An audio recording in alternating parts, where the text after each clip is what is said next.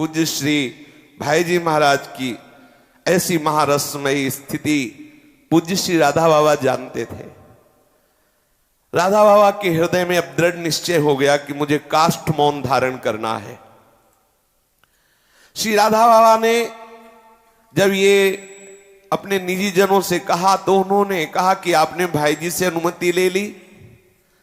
तो राधा बाबा ने कहा अनुमति अब लेने की आवश्यकता नहीं रही, क्योंकि अंदर से बैठ के भाई जी ही बोल रहे हैं, वही अंदर से कह रहे हैं, और हमें कोई संशय हो तो अब अनुमति लूं। जब वही बोल रहे हैं, वही निष्ठा दिला रहे हैं, तो पूछने की क्या जरूरत है। हां, लोक व्यवहार में तो सूचना अपने आप पहुंच ही जाएगी उनके पास। मेरा निश्चय परिवर्तनशील नहीं है, मेरा निश्चय पूर्णतया अडिग है।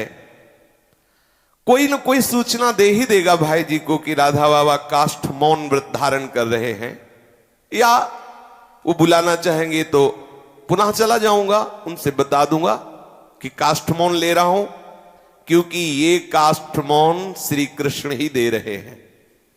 श्री कृष्ण ने ही मुझे नियम बताया है कि ऐसे काष्ठ मौन रहना है। एक दो दिन में स्पष्ट कर देंगे सबको कि कौन कौन से नियम धारण करेंगे, वो श्री कृष्ण मुझे प्रेरित करेंगे, मैं बता दूंगा। अंततः समस्त भक्त मंडली में खलबली मच गई कि भाई जी महाराज तो ऐसी रुग्णावस्था को प्राप्त हो, पूज्य राधा बाबा ऐसे कठोर नियम ले रहे, किसी से ना बोलना ना देखना, कैसे कैसे चलेगा। भक्तों का तो जीवन ही होता है भक्तों का संग, रसमयी चर्चा, बड़ी बड़ी आंतरिक समस्याओं का एक क्षण में समाधान। अब वो कैसे होगा? सब अंदर से विकल हो रहे हैं, कैसे मुस्कुरा के बोलेंगे, कैसे हमारी तरफ देखेंगे। श्री भाई जी को यह सूचना दी गई कि बाबा काष्ठ मौन ले रहे हैं। श्री भाई जी महाराज ने भी उस बात को सुनकर के गंभीरता धारण की, इसलिए सबको और दुख हुआ। मन में यह था कि भाई जी बना कर सकते हैं, भाई जी की आज्ञा बाबा नहीं टालेंगे, लेकिन भाई जी ने एक तरह से अनुमोदन ही किया।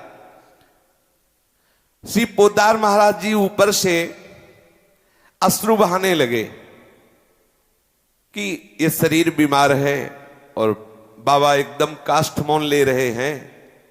तो भक्तों को जो शास्त्रों लोग देश विदेश से दूर दूर से आते, गीता वाटिका भक्ति का समुद्र समझो।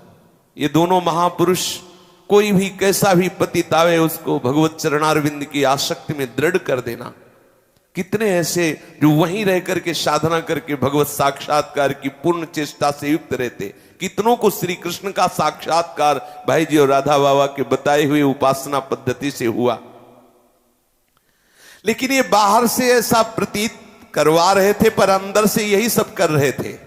भीतर से भाई जी की इच्छा से राधा बाबा ऐसा काष्ठ मौनी हो रहे थे। श्री पोद्दार महाराज श्री राधा बाबा को इतनी ऊंचाई पर विराजमान करना चाहते थे कि जो शास्त्र का महान रस सिद्धांत है, उस सिद्धांत में वो क्रम से पहुंचे, नियम से पहुंचे, जिससे लोगों को यह भी पता चले कि एक यति का स्वरूप क्या होता है, एक साधु का स्वरूप क्या होता है। संसार से सर्वन्यासी सन्यासी बनना कितना कठिन है, ये आदर्श उपस्थित करने के लिए। श्री पोद्दार महाराज तो रोम रोम से भगवत प्रेम में डूबे हुए हैं। यति धर्म का सर्वोच्च आदर्श शरीर के द्वारा स्थापित करने के लिए काष्ठ मौनी व्रत का अनुमोदन ही किया एक तरह से पूज्य श्री भाई जी महाराज। राधा बाबा एक दिन काष्ठ मौन के आंतरिक और बाह्य नियमों को आदेश देने लगे कि सुन लो सब लोग, हम ऐसे काष्ठ मौन रहेंगे, ऐसा श्री कृष्ण ने नियम निर्धारित किया है। आश्विन पूर्णिमा विक्रम संवत 2014 19 अक्टूबर 1957 ये काष्ठ मौन की तिथि। किसी भी प्रश्न को लेकर श्री पोद्दार महाराज के चिंतित होने पर मैं उसमें बोल सकता हूं, प्रकाश डाल सकता हूं। ये नियम पूज्य श्री राधा बाबा के काष्ठ मौन के।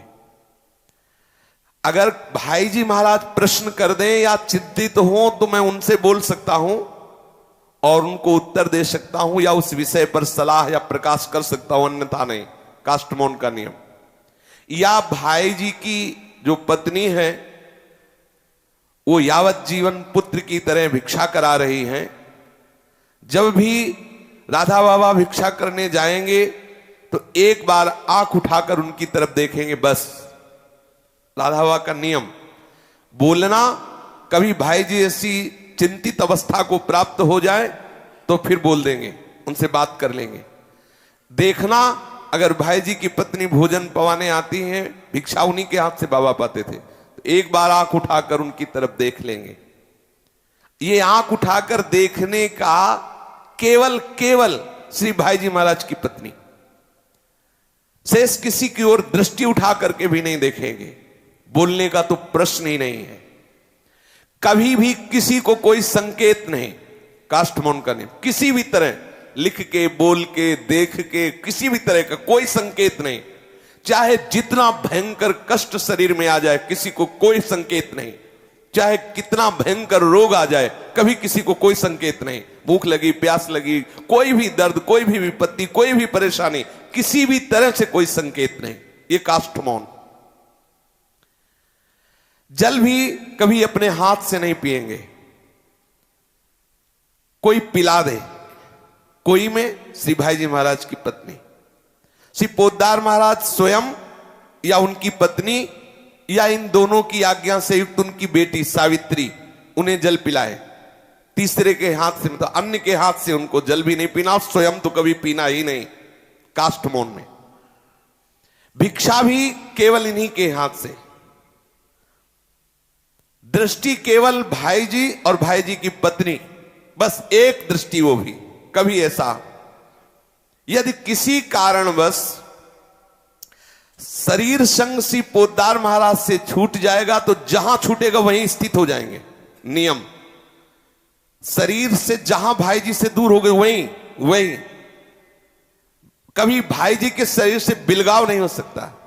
प्रीति हो तो ऐसी हो, पूज्य राधा और भाई जी जैसी। उस स्थान से तभी हम हट सकते हैं जब भाई जी हाथ पकड़ के ले चले।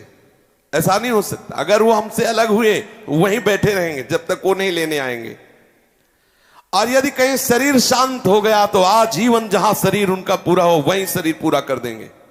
बड़ा कठोर नियम। और ऐसा ही किया बाबा ने। वहीं टीन छा दिया गया जब भाई जी अंतर्ध्यान हुए, जहां गीता वाटिका में भाई जी का शरीर की समाधि दी गई, वहीं टीन छा दिया गया। उतने में ही पूरा जीवन इस महापुरुष ने प्रेम की, यही तो है प्रीति का निर्वाह करना कोई साधारण, प्रीति का निर्वाह करना कोई प्रेमी महापुरुष। अनुकूलता की मांग, अनुकूलता में सब प्यार का नाटक करते हैं। प्रीति तो वो होती है जो प्रीतम के लिए की जाती है। आप देखिए, एक महापुरुष है, वहीं जहां भाई जी की चिता लगाई गई, जहां समाधि, वहीं टीन पड़ा, वहीं पूरा जीवन राधा बाबा ने व्यतीत किया। ये नियम बाबा जी का।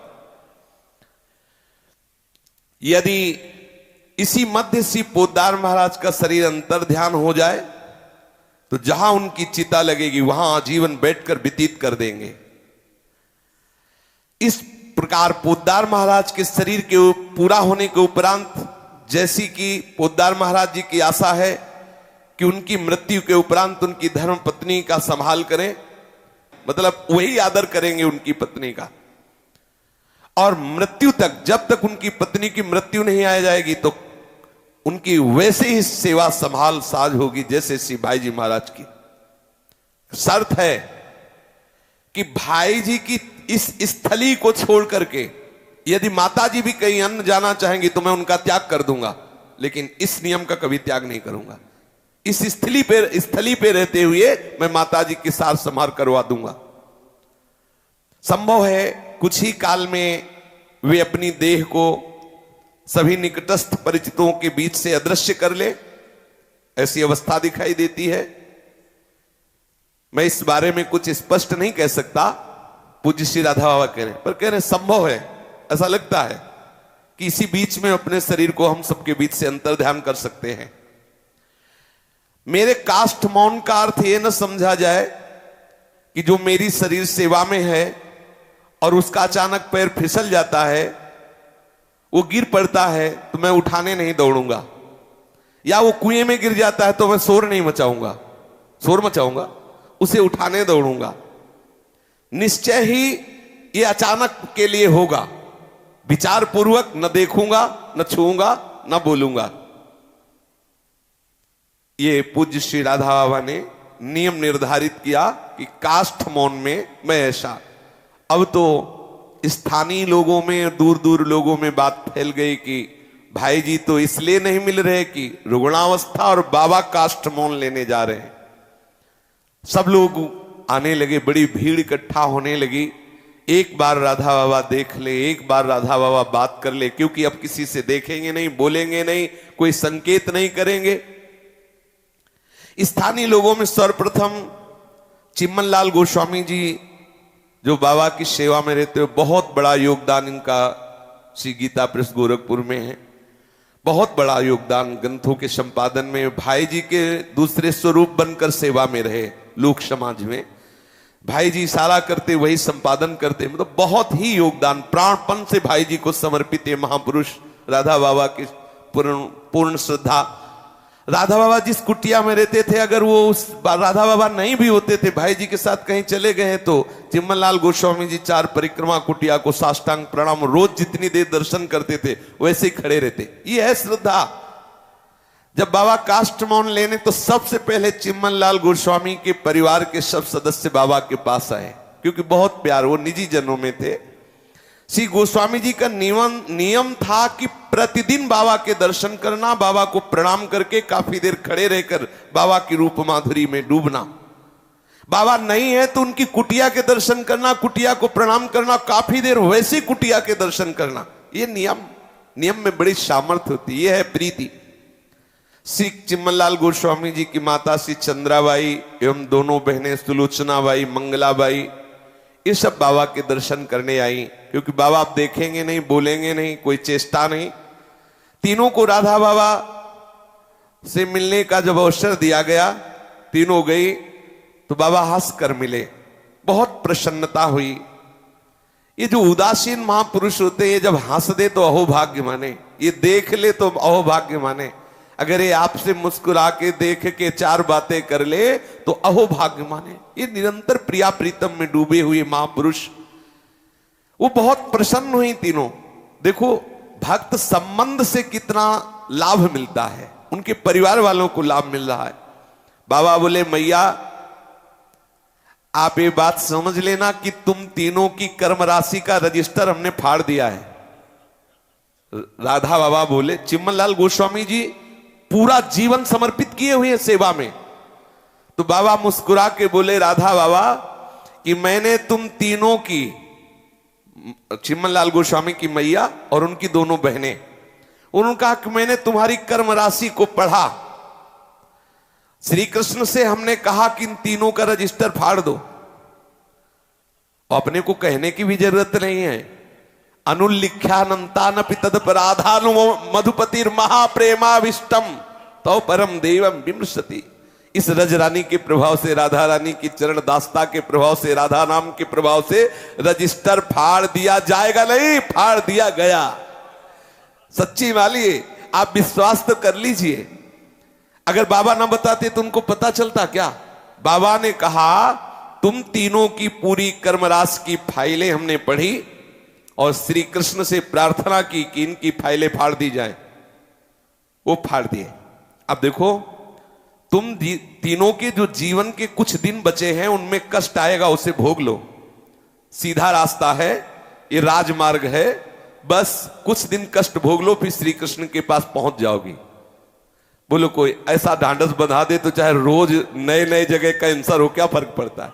जाना है ना, श्री जी के पास जाना है। ये शरीर तो छूटेगा, आज नहीं तो कल छूटेगा। हमारा क्या, सबका छूटा। अरे कोई ये हमें वादा कर दे कि श्री जी मिलेंगे तो क्या, आप सोचो। और प्रबोधानंद पाद सरस्वती जी, बड़े बड़े महापुरुष वादा करते श्री जी मिलेंगी।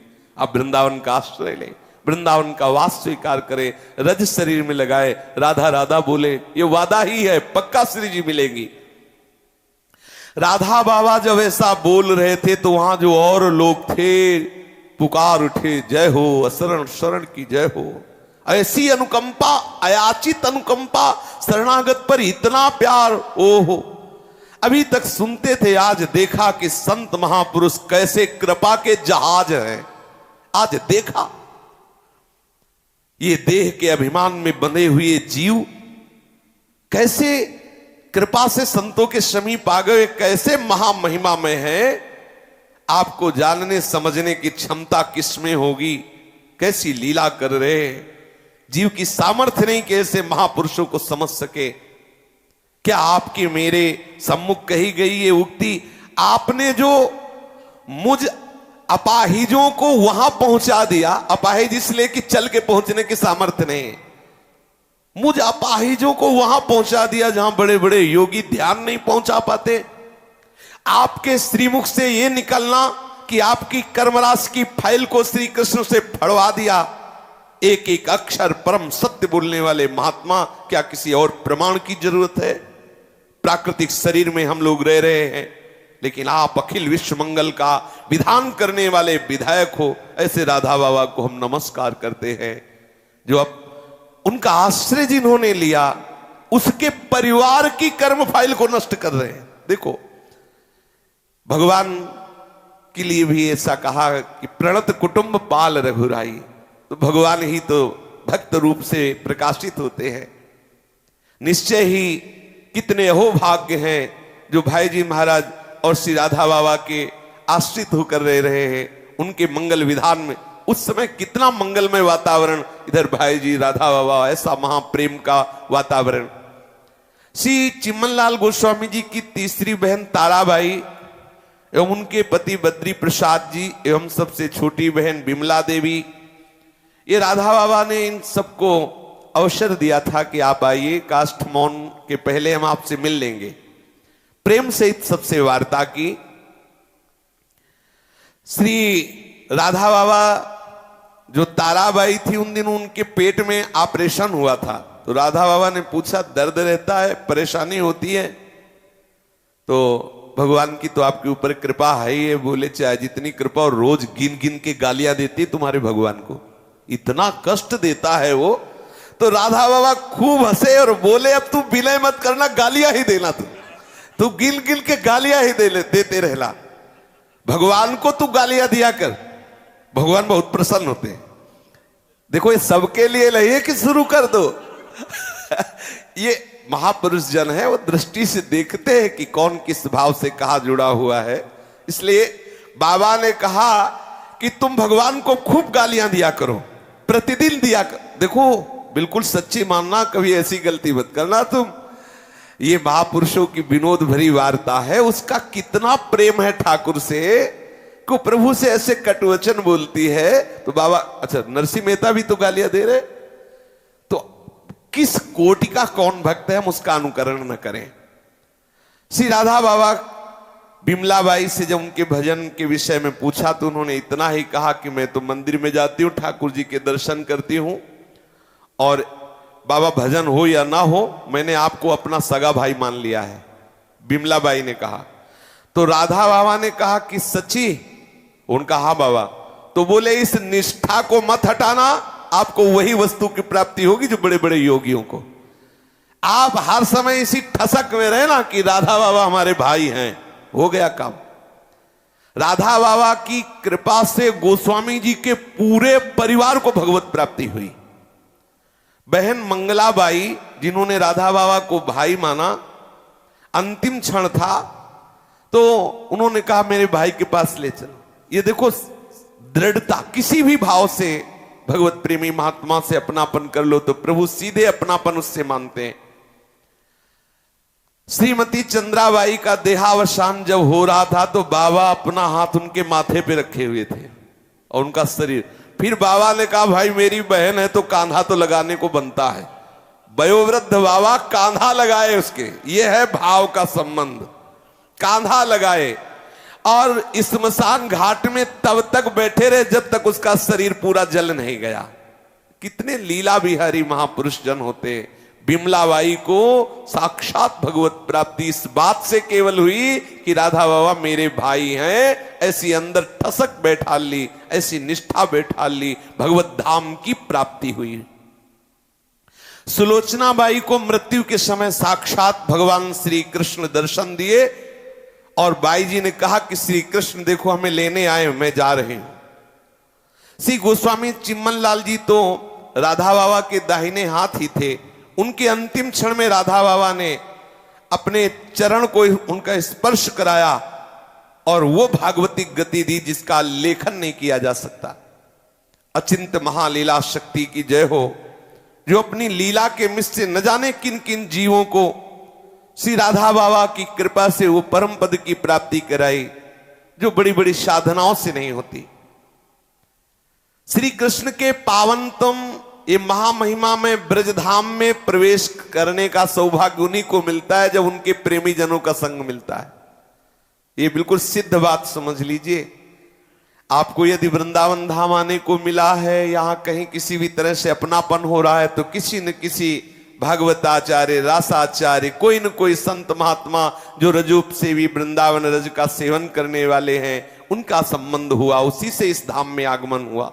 और चिदानंद धाम में भी प्रवेश तभी होगा जब किसी रसिक का संग हो जाएगा।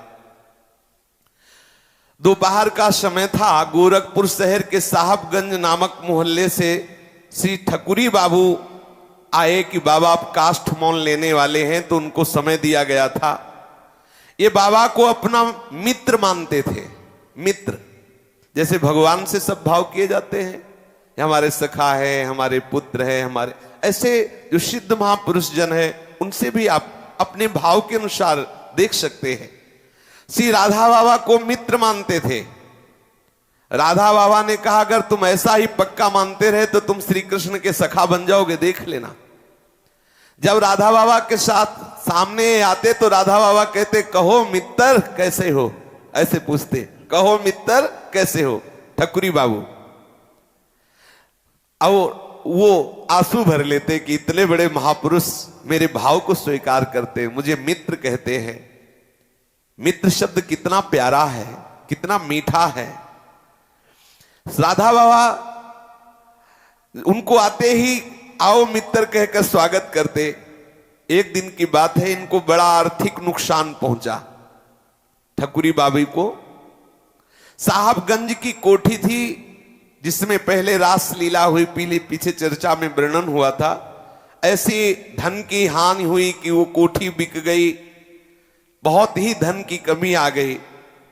देखो भक्तों के जीवन में ये लीलाएं होती रहती हैं। कभी बहुत धन की वृद्धि दिखाई दे रही, बहुत सुखी समृद्ध, कभी ऐसा दिखाई देता है बहुत अकिंचन हो गए, गरीब हो गए, कुछ है नहीं, ऐसे नाना प्रकार के लीला। लेकिन भक्त के हृदय में कोई परिवर्तन नहीं होता, वो आनंद से निमग्न रहता है, क्योंकि उसने लौकिक धन को धन माना ही नहीं, हो तो प्रभु को अपना धन माना। श्री राधा बाबा उनको प्रबोध कर रहे थे। श्री राधा बाबा कहे कि देखो मित्र, जीवन में ये द्वंद्व आते ही रहते हैं। इन द्वंद्वों से कभी अपने प्रभु पर विश्वास पर कोई संशय न खड़ा करे। यार प्रभु का हम भजन कर रहे हैं, प्रभु की शरण में, देखो हमारी कोठी में आग लग गई, देखो हमारा धन नष्ट हो गया, ऐसा हो गया, वैसे ये सब ना कुछ लोग कहते हैं बोलो भगत बन रहा है, इसके देखो वहां आग लग। नामदेव जी जैसे सिद्ध महापुरुष की जब कुटिया में आग लग सकती है, तो अपने लोग किस कोटि के हैं? ये आग लगना, धन नष्ट हो जाना, या शरीर में कोई अंग भंग हो जाना, ये सब ठाकुर की लीला के अंतर्गत है। अनंत जन्मों से सब हिसाब किताब चल रहा है, इसी जन्म में भगवत प्राप्ति होनी है, वो ठाकुर जी थोड़ा थोड़ा करके सब भुगा देते हैं। इसमें क्यों में नहीं चलेगा, इसमें प्रश्न नहीं चलेगा ऐसा क्यों हो रहा है। भक्त के जीवन में कुछ ऐसी परिस्थितियां भी आ सकती है जहां आपकी बुद्धि काम नहीं करेगी कि इतना भजन करते हैं, खाने को भी नहीं। देखो श्री सुदामा जी की देखो, कई कई दिन भूखे रहते। ऐसे कितने जीवन चरित्र आए जिनके प्रीतम इतने अखिल साहब हैं लोगों के, उनका दास होकर वो कई दिन भूखा रहता है। ऐसे आए हैं चरित्र। राधा बाबा ने कहा कि तुम अटूट विश्वास करो मेरी बात पर, तुम्हारा बहुत बड़ा सौभाग्य है। सच्ची बात तुमसे कह रहा हूं मित्र, शेष महेश सनकादि योगीश्वर गण जिनके चरणों की कल्पों तक उपासना करते रहते हैं और उनको सौभाग्य नहीं मिलता, वो तुम्हें सौभाग्य मिल गया है। तुम श्री कृष्ण के नित्य सखा मंडल में पहुंच जाओगे। पूज्य श्री राधा बाबा कह रहे हैं, भगवती लीला महाशक्ति ने मुझे बताया है कि यह विधान बन चुका है, जब तुम्हारा शरीर छूटेगा तुम श्री कृष्ण के सखा रूप में युक्त हो जाओगे। तुम ये लौकिक संपत्ति के नाश के लिए चिंतित मत हो कि क्यों हो गया। कोई परिश्रम भी मत करो, कोई चेष्टा भी मत करो। बस एक ही बात तुम्हें करनी है, उन अनंत करुणा वरुणालय प्रभु श्री कृष्ण की तुम पर असीम कृपा बरस रही है, इस कृपा महता पर विश्वास कर लो। एक एक शब्द बहुत ध्यान पूर्वक सुनो, ये महापुरुषों के शब्द हैं। कौन सा शब्द हमारे जीवन को बदल दे। बाबा कह रहे हैं कि तुम्हें कोई चिंता नहीं करनी, तुम्हें कोई परिश्रम नहीं करना। एक ही बात तुम्हें करनी है कि उन अनंत करुणा वरुणालय श्री कृष्ण की तुम पर असीम कृपा बरस रही है, ऐसा अनुभव करो। बोले कई दिन से भोजन नहीं मिला, कृपा का अनुभव करें। हाँ, ये कृपा है, ये भी कृपा है। ऐसी परिस्थिति में जब कृपा का अनुभव करोगे तो वास्तविक तुम्हें परिचय मिलेगा कि कृपा किसे कहते हैं। इस कृपा महता पर विश्वास करो, तुम्हें अटूट एवं अखंड विश्वास हो जाए तो हम तुमसे सच्ची कहते हैं कि वो सुख संपत्ति की वर्षा कर दे, जैसे पानी की बूंदों की वर्षा होती। और किया नरसिंह मेहता जी के यहां सोने चांदी सरफी मोहरों की वर्षा हुई। निरावधि धारा तुम पर कृपा की बरस रही है, मैं देख रहा हूं, विश्वास करो। ठकुरी बाबू से राधा बाबा कह रहे, मैं देख रहा हूं कि तुम्हारे ऊपर श्री कृष्ण की कृपा बरस रही, विश्वास करो। यदि ये नहीं हो सके तो तुम उनकी कृपा की अनुकंपा की आकांक्षा करो कि ऐसी कृपा कर दो कि मैं ये अनुभव कर पाऊं कि आपकी हमारे ऊपर बड़ी कृपा है। कब प्रभु की कृपा झलक पड़ेगी, उस ओर दृष्टि केंद्रित हो जाएगी। तुम चातक की भांति केवल उस स्वाति के बूंद की प्रतीक्षा करो। तृषा की ज्वाला से विहंगम के प्राण भले झुलस जाएं, लेकिन वो अन्य जल में चोंच नहीं डाल सकता चातक। ऐसे बनो श्री कृष्ण प्रेमी। श्री कृष्ण की कृपा कणिका को पाने के लिए उत्कंठा से युक्त हो जाओ मेरे मित्र, तेरे प्राणों में प्रेम जग जाएगा। श्री कृष्ण कृपा की अनुभूति होने लगेगी।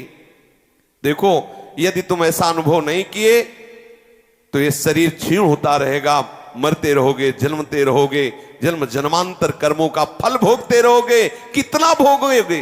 भोग भोग के मरते रहोगे, जन्मते रहोगे, नए कर्म होते रहेंगे। कभी आज तक की सृष्टि का अंत हुआ? इसलिए कृपा का अनुभव करो, प्रभु की शरण में हो जाओ। प्रारब्ध से आने वाले दुख सुख को उदासीन होकर भोग लो, विकृति शून्य अम्लान चित्त से भोग लो, कर्म संस्कार नष्ट हो जाएंगे। हृदय से गदगद वाणी से रोमांचित शरीर से श्री कृष्ण के चरण सरोज में बार बार अर्पित होते रहो, उनकी कृपा मनाते रहो। मित्र, एक दिन तुम्हारा यह शरीर गिरेगा, और जब यह शरीर गिरेगा उस समय याद रखना, एक ऐसा विधान तुम्हारे सामने आएगा, देख लेना। वो बोले बाबा हमारी ये बात समझ में नहीं आ रही कि जब शरीर गिरेगा तब विधान आएगा। तो उन्होंने कहा कि जब तुम्हें सखा भाव की प्राप्ति होने का अवसर आएगा तो तुम्हारे सामने एक सुंदरी आएगी, कहेगी मुझे भोग लो, स्वीकार कर लो। ठकुरी बाबू से बाबा कह रहे, देखो सब साधक साधिका सावधान होकर, ठकुरी बाबू तुम्हें एक सुंदरी आएगी, कहेगी मुझे स्वीकार करो। पुरुष शरीर हो तो स्त्री शरीर साधक इस बात को विपक्ष में देख ले, प्रतिकूल शरीर के प्रति कि आकर्षण का संविधान बनेगा। देवता आएगा, कहेगा चलो मैं तुम्हें स्वर्ग की सब अप्सरा नाना प्रकार के विमान भोग सुख प्रदान करता हूं। ये उसी को अनुभव होते, सबको थोड़ी होते हैं। ना तो तुम उस स्त्री पर आसक्त होना, ना तुम उस देवता के कहे हुए भोगों पर आसक्त होना। तुम एक ही उत्तर देना, मैं तो अपने मित्र के पास जाऊंगा, मैं तो अपने मित्र के पास जाऊंगा। बस अगर मेरे मित्र से मिला सकते हो तो मिला दो, कोई भी आवे उससे यही बात कहना। फिर क्या होगा, तुम्हारे पास ऐसे लोग भेजे जाएंगे जो तुम्हारी निंदा करेंगे। तुम्हारा उपहास करेंगे, हो सकता है तुम्हें पीटे, तुम्हें गाली दे, तुम्हें अपमानित करे। बहुत सुंदर प्रसंग है, बहुत ये हृदय की बात राधा बाबा कह रहे हैं। ये विषय संसारी जो भोगों में लगे हुए हैं, ये तो बेचारे सो रहे हैं, वो क्या जाने ये बातें। उपासना क्षेत्र में जो उपासक चल रहे हैं, बहुत सावधानी से सुने। जब कोई आध्यात्मिक उन्नति का अवसर आता है तो ये प्रश्न सामने खड़ा कर दिया जाता है, सुख सुविधाएं, भोग सामग्रियां इस मृत्युलोक की, या इनसे उदासीन हो गया तो स्वर्गलोक की, इनसे भी उदासीन हो गया तो ब्रह्मलोक तक के सब वैभव उसको घेर लेते हैं। तभी लिखा है कि आप ब्रह्म स्तंभ पर्यंतम सर्वम मायामयम जगत, ऐसा समझो और निरंतर हरि नाम प्रियालाल का नाम रटो, इनसे वैराग्यवान रहो, जो तुम्हारा लक्ष्य उसमें दृढ़ रहो। लक्ष्य हमारा है प्रियालाल के चरणारविंद की प्राप्ति, तो हर समय देखना क्या इस चेष्टा से प्रियालाल मिल जाएंगे, क्या इसी व्यक्ति से प्रियालाल मिल जाएंगे, क्या इस वस्तु से प्रियालाल मिल जाएंगे, क्या इस स्थान से प्रियालाल मिल जाएंगे। अंदर से प्रश्न करना है, मुझे प्रियालाल चाहिए। तुम्हारी निंदा करेंगे, उपहास करेंगे, और तुमको लोग तुम्हारे सामने कहेंगे अरे इस साधु की चक्कर में मत पड़ना, ये तो ढोंगी है, पाखंडी है, ये भयंकर विपत्ति में फंसा देगा, गिरा देगा। ऐसे तुम्हारे सामने तुम्हारी अवहेलना होगी, लेकिन तुम घबराना नहीं। पूज्य श्री राधा बाबा कह रहे हैं, घबराना नहीं, मैं तुम्हें अपने मित्र के पास पहुंचा दूंगा। ये बीच में आएंगे प्रश्न, सावधानी पूर्वक तुम अपनी निष्ठा पे अड़े रहना, हिलना नहीं। जे भी तुम निष्ठा में लगे रहोगे तो सामने एक ऐसी जगह आएगी जहां मैं तुम्हें खड़ा दिखाई दूंगा और मैं तुम्हें फिर ले चलूंगा समस्त विषय भोगों से पार, उस सच्चिदानंद प्रभु के समीप। श्री राधा बाबा कह रहे बिल्कुल ऐसा ही हर उपासक समझ लो। आप जैसे जैसे साधना में आगे बढ़ोगे तो आपके आगे प्रलोभन आएंगे, सुविधाएं आएंगी, नाना प्रकार की विषय सामग्री आएंगी। आपके अंदर की अगर ये चाह मिटने लगे, प्रियालाल मुझे चाहिए, अगर ये चाह मिटने लगे, समझ लेना वो चाह मिटाने के लिए ही वो बात आई है। हट जाओ, उस बात से हट जाओ, उस विषय से हट जाओ, उस चिंतन से हट जाओ, उस भोग से हट जाओ। कभी स्वीकार मत करो एक जीवन, कितना जीवन, केतिक आयु केतिक जीवन, काहे विनाशत काज हटकत। बहुत बढ़िया अवसर बना है ये जो हम साधन भजन करते हैं और जब विषय सामग्री आती है हम हर्षित हो जाते हैं, यह हमारी कमजोरी है। सावधान हो जाओ, थोड़ी दिन जल लो, थोड़े दिन परेशानी का जो अनुभव कराने वाले विकार हैं इनको सह जाओ। आगे प्रभु खड़े हैं, आगे सदगुरुदेव आपके स्वागत के लिए खड़े। बाबा क्या बोले, एक जगह ऐसी आएगी जहां मैं आगे खड़े मिलूंगा और फिर मैं आपको ले चलूंगा और सच्चिदानंद श्री कृष्ण से मिला दूंगा, फिर सदा सदा के लिए तुम्हारा मिलन हो जाएगा। इतना तुम समझ लो कि घबराना नहीं, किसी परिस्थिति में मैं चारों ओर परिधि बनाकर तुम्हें चलूंगा। जब कभी आपको लगता हो कि मैं कहीं भ्रष्ट ना हो जाऊं, नष्ट ना हो जाऊं, तो घबराना नहीं, गुरु कृपा इष्ट कृपा तुम्हें घेरे हुए चल रही।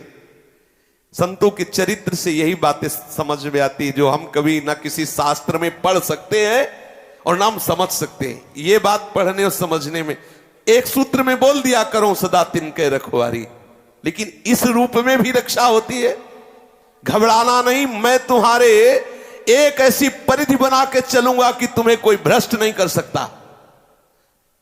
ठकुरी बाबू, जो मैं लक्ष्मण रेखा खींच दूं उसे लांघना नहीं, तो किसी भय की ताकत नहीं कि तुम्हें भयभीत कर सके। पूज्य श्री राधा बाबा कह रहे हैं, कोई कितना भी आकर्षण दिखावे, तुम अपनी लक्ष्मण रेखा से बाहर मत होना। जो मैं लक्ष्मण रेखा खींच दूं, अर्थात जो नियम बता दूं, जो सिद्धांत बचाओ, कितना भी तुम्हें उस तरफ से आकर्षित करे, आकर्षित मत होना। जैसे ही तुम लक्ष्मण रेखा से खींचकर गए, वैसे ही माया ऐसे भयंकर रूप रखेगी, रौंद देगी तुम्हें। लक्ष्मण रेखा को पार मत करना। ठकुरी बाबू, कभी ये माया तुम्हारी पत्नी का रूप रख के आएगी और रोएगी, बिलपेगी, तुम्हारे पैर पकड़ेगी। कभी ये माया तुम्हारे अंदर की वासना पूर्ति करने के लिए इतना सुंदर रूप रखाएगी, भया ऐसा भरमाना चाहेगी कि तुम्हें लगेगा अरे छोड़ो श्री कृष्ण चलो। कभी इतनी भयावनी आकृति लेकर के आएगी कि भयभीत होकर भाग पड़ो, परंतु ना लुभाना ना भय करना। मेरी लक्ष्मण रेखा का उल्लंघन कभी नहीं करना, तो ठकुरी बाबू तुम्हारा बाल बांका भी कोई नहीं कर सकता।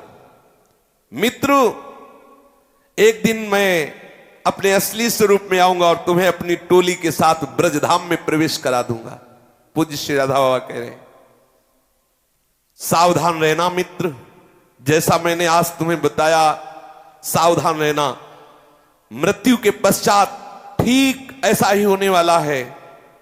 जब तक शरीर न छूटे तब तक इधर उधर भटकना मत। निंदा करने वाले मिलेंगे, आकर्षण करने वाले मिलेंगे, ऐसे भी मिलेंगे, अरे आओ अभी भगवत प्राप्ति हो जाएगी, छोड़ो यहां से।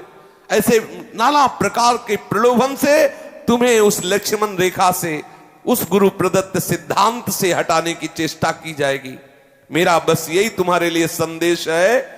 राधा बाबा ने ठकुरी बाबू को बार बार इन्हीं बातों को कई बार दोहरा कर कहा और कहा सावधान रहना। राधा बाबा के पास मिलने के लिए बहुत से गृहस्थ, बहुत से विरक्त सब गीता वाटिका में एकत्रित होने लगे। शेष चर्चा आगे। श्री राधा वल्लभ लाल की जय।